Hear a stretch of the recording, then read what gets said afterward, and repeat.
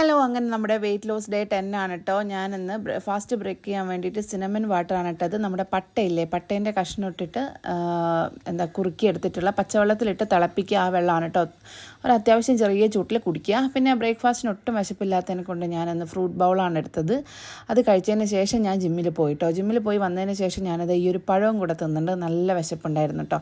പിന്നെ 11 മണിയാവും ഞാൻ തിരിച്ച് വരാൻ വേണ്ടിയിട്ട്. പിന്നെ ഞാൻ വിചാരിച്ചു ഓക്കെ എന്നാലും ലഞ്ച് കഴിക്കാമല്ലോ.